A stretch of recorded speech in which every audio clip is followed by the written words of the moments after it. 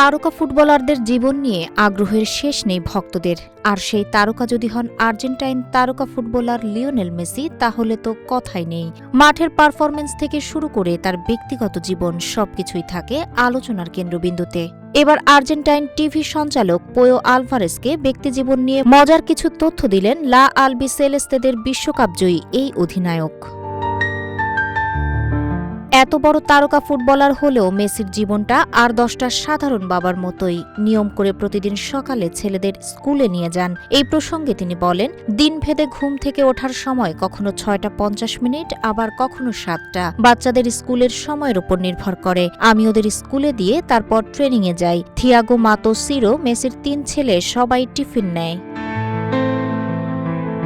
মেসির ঘুম, ডায়েট এবং ফিটনেস রুটিন নিয়ে বিভিন্ন সাক্ষাৎকারে বিস্তারিত জানা গেলেও নাক ডাকা বা এ ধরনের ব্যক্তিগত অভ্যাস সম্পর্কে এতদিন তার ভক্ত অনুরাগীরা অবগত ছিল না। জীবন অবাক না করলে কে করবে? 28% মিল্ক ফ্যাটের অবাক করার সাথে ফ্রেশ মিল্ক পাউডার। জীবন অবাক করুক প্রতিদিন।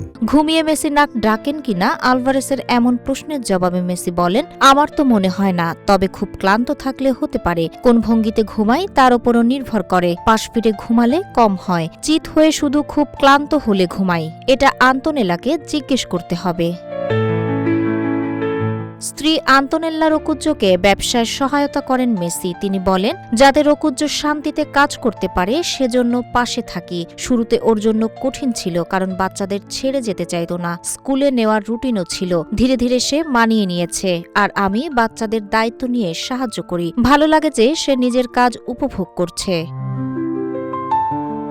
এছাড়া বিয়ের প্রস্তাব দেওয়ার স্মৃতিও ভাগ করে নেন মেসি। রোকুজ্জোকে কিভাবে প্রপোজ করেছিলেন সে অভিজ্ঞতার কথা জানাতে গিয়ে বলেন, এটা এমন কিছু ছিল যেটা নিয়ে আমরা অনেক দিন ধরেই কথা বলছিলাম। খুব আনুষ্ঠানিক প্রপোজাল ছিল না, ছোট্ট একটা আয়োজন ছিল। এভাবেই ব্যক্তিজীবনের মজার মজার সব তথ্য নিজেই জানালেন আর্জেন্টাইন টিভি সঞ্চালককে। তাহেরা আক্তার, রূপালী বাংলাদেশ।